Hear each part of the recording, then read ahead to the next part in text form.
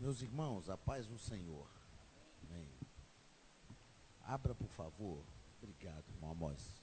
Recula aqui direitinho. Abram, por favor, as vossas Bíblias em Juízes capítulo 16. Juízes capítulo 16. Eu quero ler do versículo 23 ao versículo 27.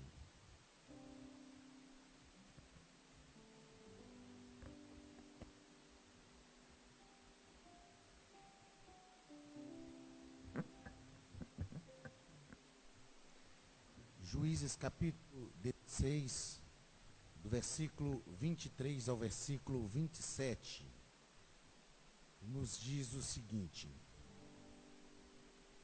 Então os príncipes dos filisteus se ajuntaram para oferecer grande sacrifício ao seu Deus, Dagom, e para se alegrarem, e diziam: Nosso Deus nos entregou nas mãos a Sansão, nosso inimigo.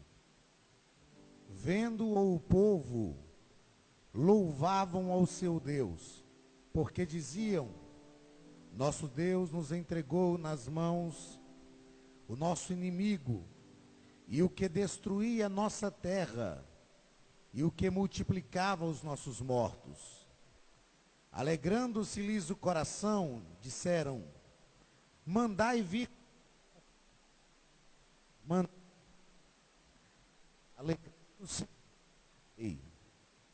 Alegrando-se-lhes o coração, disseram: Mandai vir Sansão para que nos divirta. Trouxeram Sansão do cárcere, o qual os divertia. Quando o fizeram estar em pé entre as colunas, disse Sansão ao moço que o tinha pela mão: Deixa-me para que apalpe as colunas em que se sustém a casa, para que me encoste a elas. Ora, a casa estava cheia de homens e mulheres, e também ali estavam todos os príncipes dos filisteus. E sobre o teto havia uns 3.000 homens e mulheres, que olhavam enquanto Sansão os divertia. Amém? Podeis assentar, por favor. Parece que está falhando um pouquinho esse microfone, Alexandre. Eu acho que eu vou pegar aquele do pastor Paulo ali. Ele não está aí para usar o microfone hoje? Pode ser? E aí?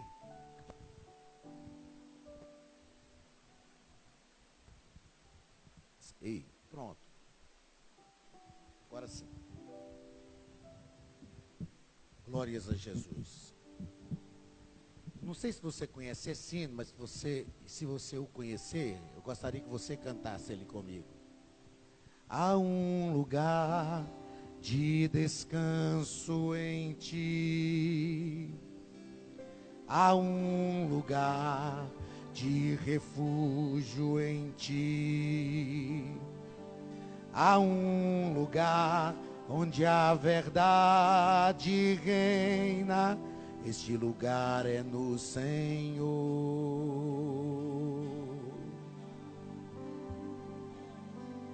Há um lugar onde as pessoas não me influenciam. Há um lugar onde eu ouço teu Espírito. Há um lugar de vitória em meio às guerras. Este lugar é no Senhor. Este lugar é no Senhor. Este lugar é no Senhor. Este lugar é no Senhor. Este lugar é no Senhor.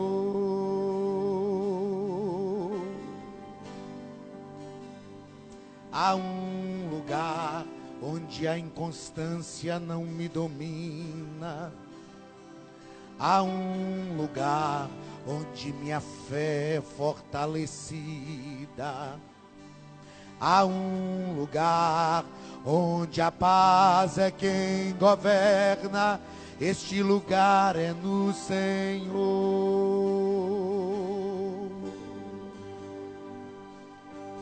Há um lugar onde os sonhos não se abortam.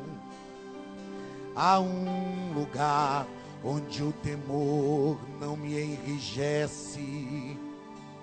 Há um lugar que quando se perde é que se ganha. Este lugar é no Senhor.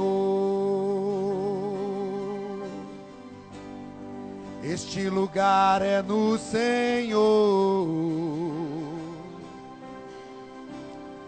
Este lugar é no Senhor. Este lugar é no Senhor. Este lugar é no Senhor. Este lugar é no Senhor. Este lugar é no Senhor. Este lugar é no Senhor. Este lugar é no Senhor.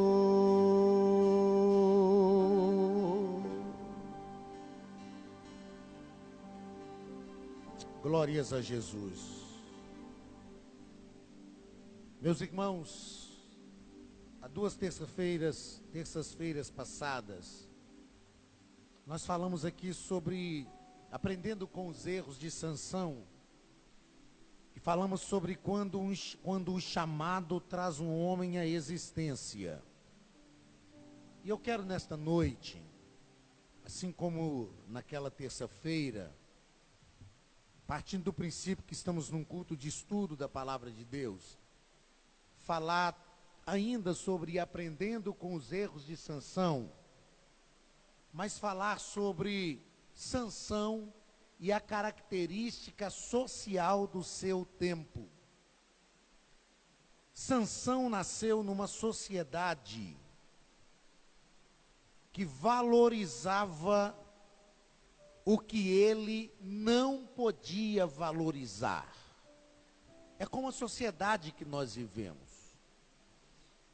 Por que eu acho relevante falar sobre Sansão e as características sociais do seu tempo?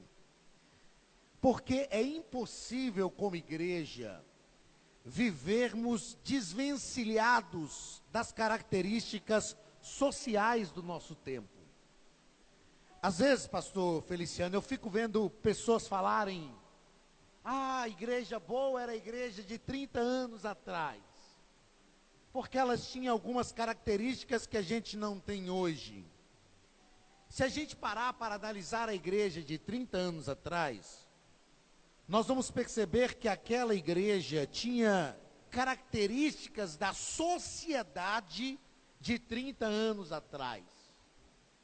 Nós vivemos hoje outro tempo, outra sociedade, outro momento. Eu não estou dizendo que a igreja tem que se amoldar às características sociais. Não é isto. Até porque a Bíblia é clara ao nos aconselhar, exortar, ao nos admoestar, a não nos tornarmos como o mundo, como um sistema mundano. Mas uma coisa nós temos que nos conscientizar: a igreja faz parte da sociedade. Nós somos igreja, mas somos cidadãos. E nós vivemos as características sociais, presbítero Daniel, do nosso tempo. Então, como igreja, nós vamos passar por uma mutação, transformação, atualização.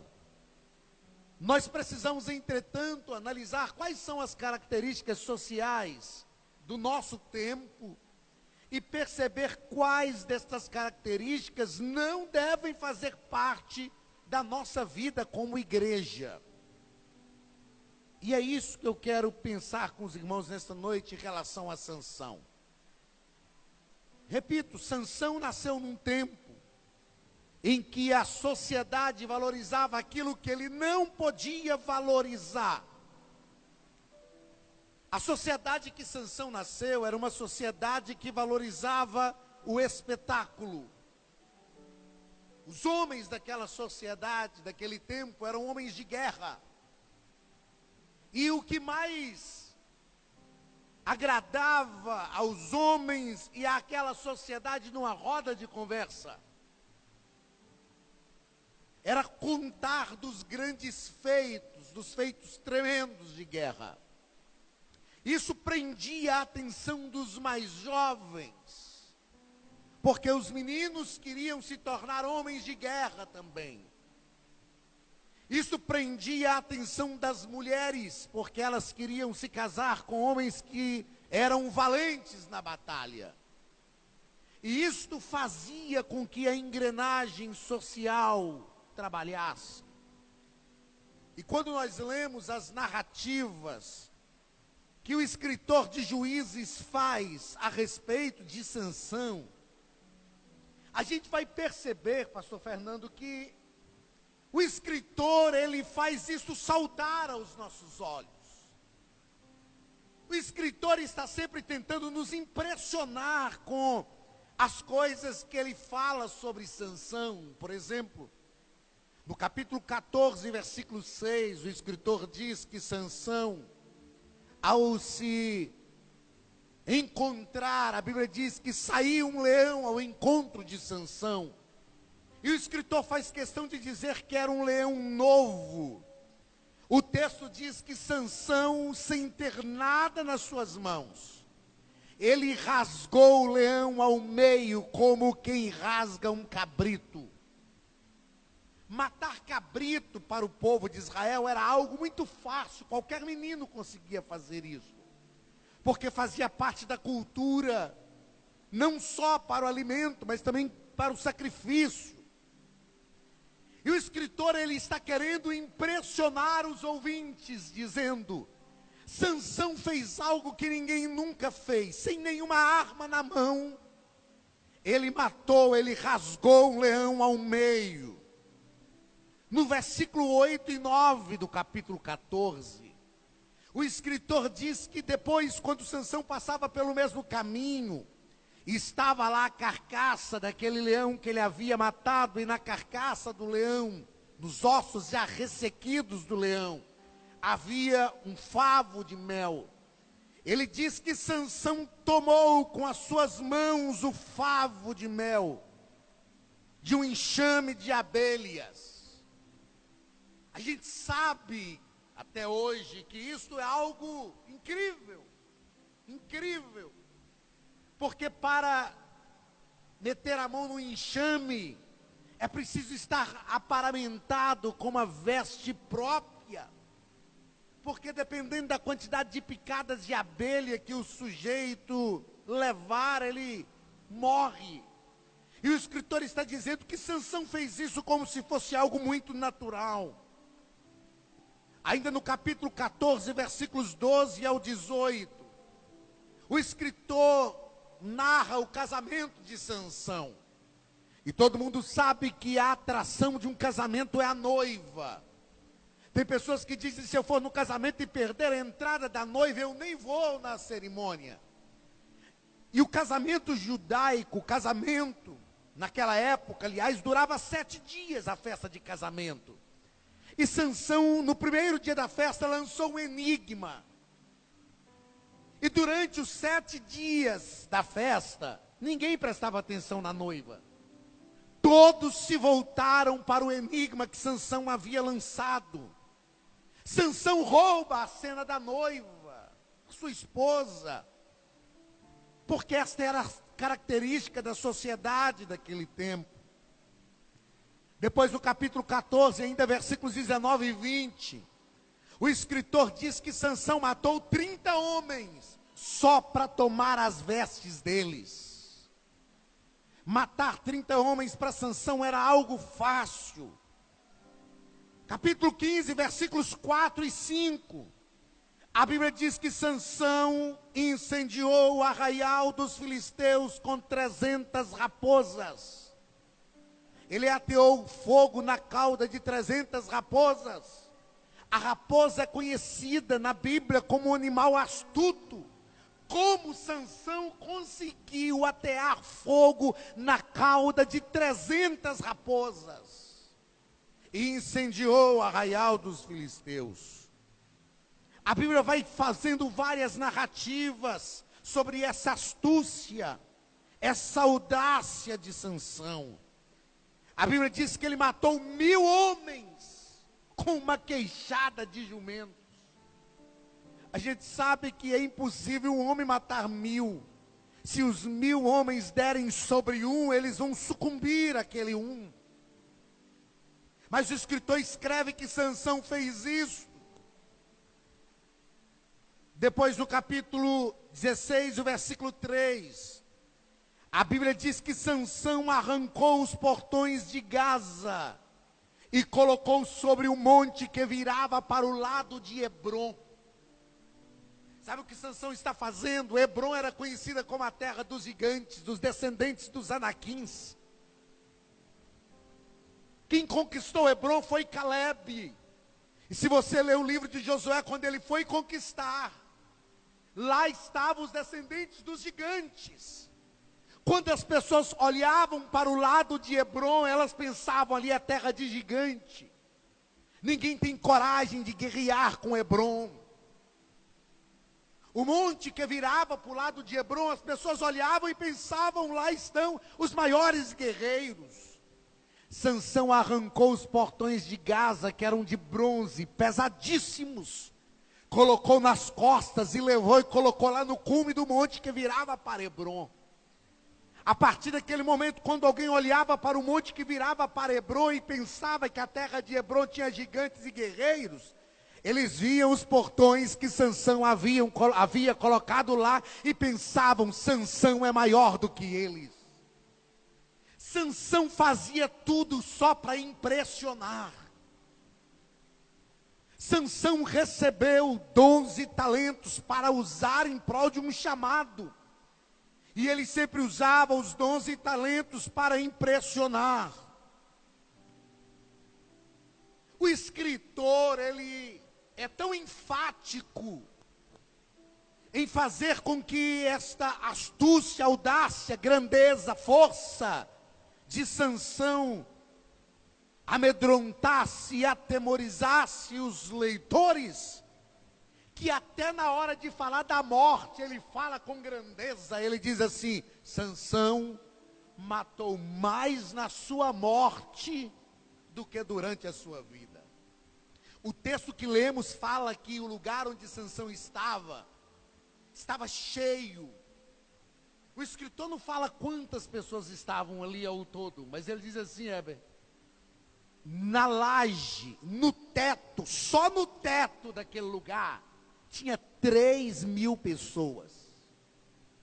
E ele faz questão de dizer, Sansão matou mais na sua morte do que durante toda a sua vida. Por que a sociedade que Sansão nasceu valorizava aquilo que ele não podia valorizar? Porque esta sociedade que Sansão nasceu valorizava o espetáculo. Deus nunca valorizou o espetáculo. Eu vou repetir, a sociedade que Sansão nasceu e a sociedade que nós estamos valoriza o espetáculo, mas Deus nunca valorizou o espetáculo. O que a gente faz para encantar Deus? Quando eu vejo alguém que exerce algum dom que eu não tenho, irmã Jandira, eu fico impressionado. Eu digo, puxa vida, como consegue, como pode? Agora, sabe por que me impressiona? Porque é um dom que eu não tenho. Eu tenho um amigo que é programador, monta site. Eu falo com ele, você é mais inteligente do que eu. Como é que faz isso? Aquele monte de código, letra, ponto, dois pontos, cada coisa significa um negócio. E a resposta dele para mim é a seguinte: difícil para mim é pregar e você faz isso, porque aquilo é tudo lógica. Então a gente sempre se encanta com um dom que o outro tem e a gente não tem. Agora, o que encanta Deus? Qual o dom que impressiona Deus? O que a gente faz que Deus não sabe fazer? Qual o dom que qualquer homem tem que Deus não tem? Deus é o Criador de todos os dons e é Ele quem concede todos os dons. Seja o melhor cantor, foi Deus quem deu. Seja o melhor pregador, foi Deus quem deu. Seja o melhor administrador, foi Deus quem deu. Seja o melhor músico, foi Deus quem deu. Nada impressiona Deus, nada dos nossos dons. E a gente precisa aprender isso. Nem tudo que impressiona o homem impressiona Deus. O que Deus valorizava e valoriza? O espetáculo? Não. A comunhão. A comunhão. Sabe o que impressiona Deus? Quando a gente, mesmo cheio de dons e talentos que Ele concedeu, a gente se derrama diante dEle e diz: Deus, eu declaro a minha dependência de Ti. Eu declaro que sem Ti eu não dou um passo sequer.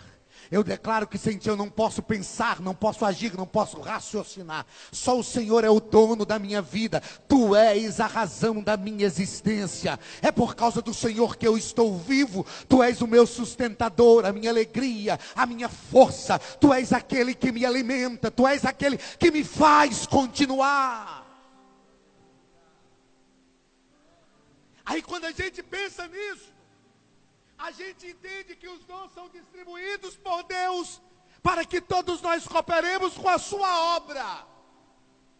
Mas que cada um de nós que aqui estamos, independente do dom que nós temos, podemos desfrutar de uma comunhão com Deus, que é pessoal, que é só nossa.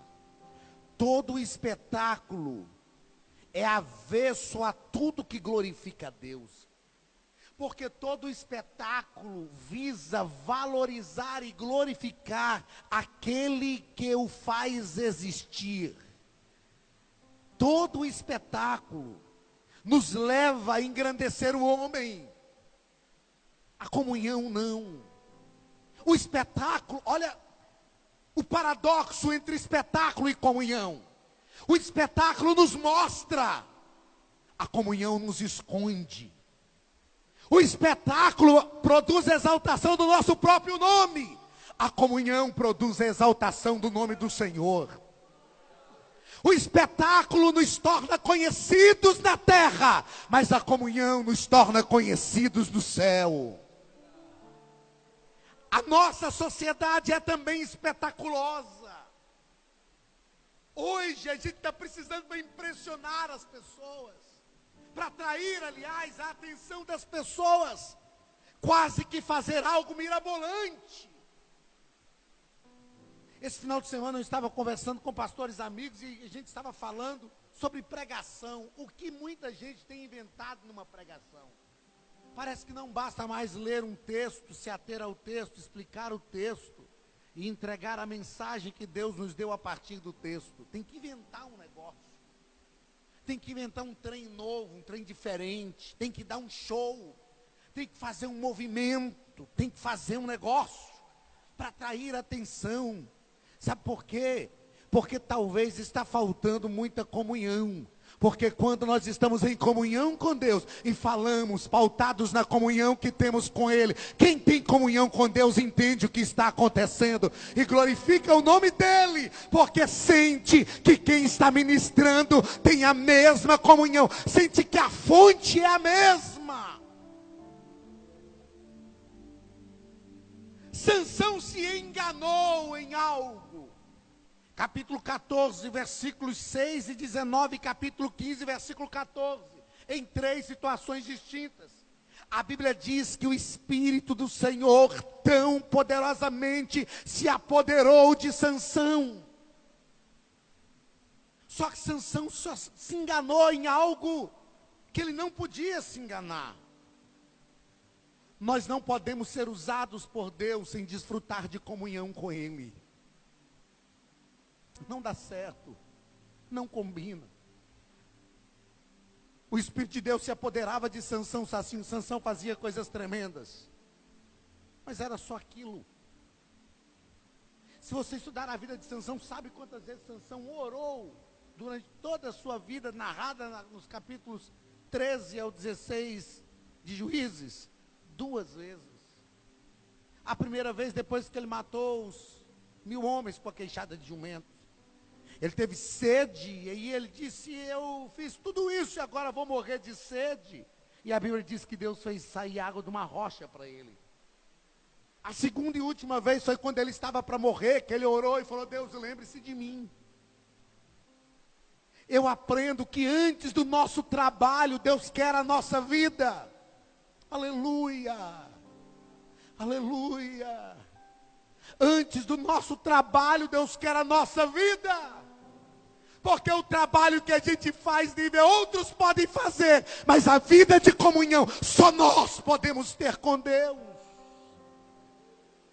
Eu vejo tanta gente hoje ansiando o trabalho, eu quero trabalhar, eu quero fazer isso para Deus, eu quero fazer aquilo, eu quero aparecer, eu quero ser projetado, eu quero estar em tais congressos, e tem gente que até financia, que paga para isso, que faz, às vezes, uniões que não podia fazer para isso, mas há um desejo na minha alma, nestes últimos dias, maior do que os demais, de me lançar na presença de Deus, e querer só a presença dEle, de cair de joelhos dobrados diante de Deus e dizer, Deus, eu não estou aqui para pedir hoje, eu estou aqui só porque eu quero receber a tua graça, eu quero sentir a comunhão com o Senhor. Nós precisamos sentir sede de Deus,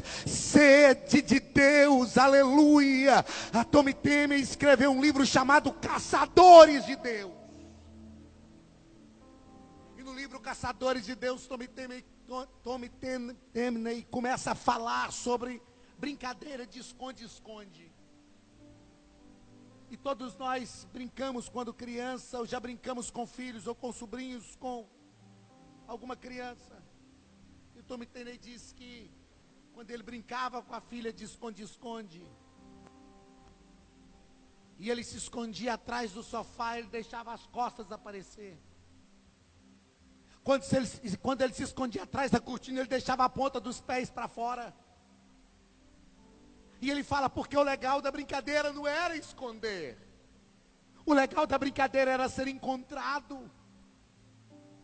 E ele fala aquilo que a gente já sabe, quando a filha o encontrava, ela se enchia de alegria e dizia, eu te falei, papai. Eu te falei que o Senhor não podia se esconder de mim, eu te achei, eu te encontrei, o Senhor não consegue se esconder de mim. Tem hora que Deus se esconde de nós. Eu chamo isso teologicamente da revelação de Deus na sua ausência. Não é porque Deus vai embora, mas tem hora que a gente está tão envolvido com tanta coisa, aí Deus tem que se esconder. Eu sempre lembro de quando a Damaris tinha uns 3 anos, a minha filha caçula tinha uns 3 anos de idade, 4.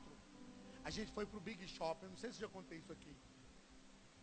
Aí a Damaris ficava nas vitrines, se encantava com as vitrines, ela sempre foi assim, parava, ficava olhando. Um dia a gente perdeu a Damaris aqui no Via Shopping, e a gente saía, ela desaparecia. Aí eu falava com os meninos, segura na mão dela, não solta. Aí esse dia no Big Shop, eu falei, gente, cadê a Damaris? A Axa falou, não sei, papai, ela estava segurando na minha mão aqui agora. Aí eu dei uma olhada, vi a Damaris em frente a uma loja. Aí falei com eles, pode ir andando. E fiquei acompanhando ela de longe. Ela ficou numa loja, foi na outra. Daí a pouco ela parou, olhou para um lado, para o outro. Percebeu que ela estava sozinha. E eu fiquei, deixei. Aí quando aquele sorriso sumiu do rosto dela, ela começou a fechar o semblante. E quando ela foi chorar, Eu gritei para ela: Damaris.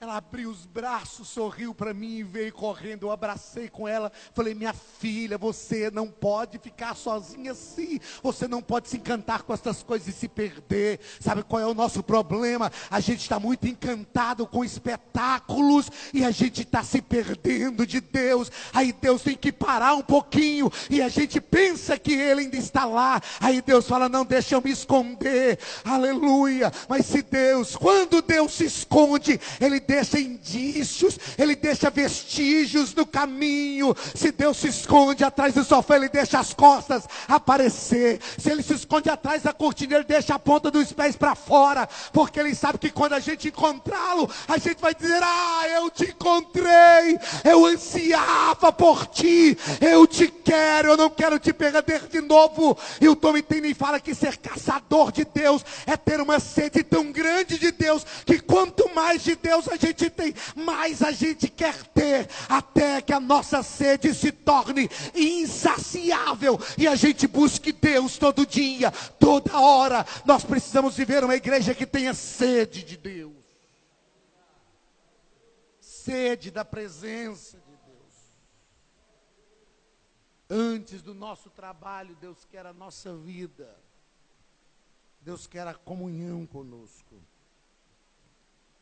Sansão aprendeu da forma mais difícil possível que o segredo dele não era o tamanho do cabelo.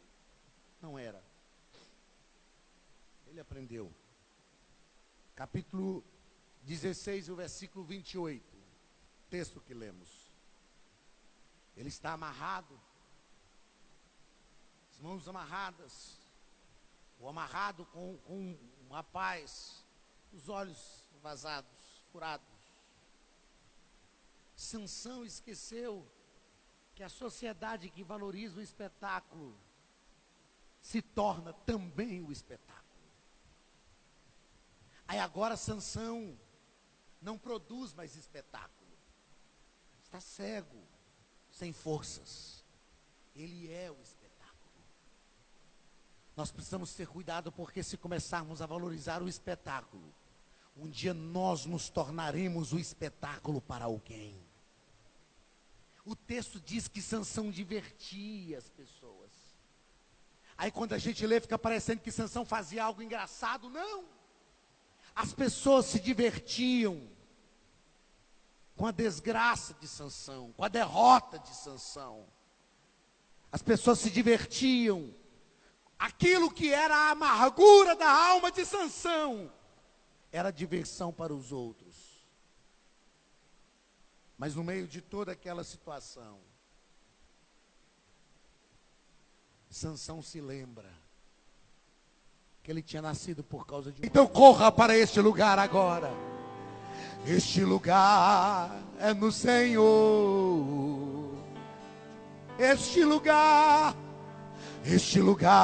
é no Senhor. Este lugar é no Senhor. Deus te abençoe.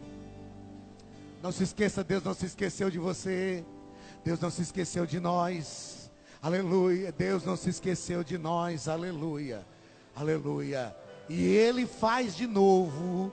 Ele faz de novo. Quem sabe você que está nos ouvindo está vivendo momentos difíceis na sua vida, mas eu tenho uma palavra profética de Deus para você que está aí do outro lado. Ele faz de novo. Faça como Sansão nesta noite. Diga: Senhor, eu me lembrei de ti. Lembra-te de mim pela última vez. Aleluia. E você vai ver que não é a última vez. Para Sansão foi, mas para nós não, porque Deus faz de novo. Aleluia.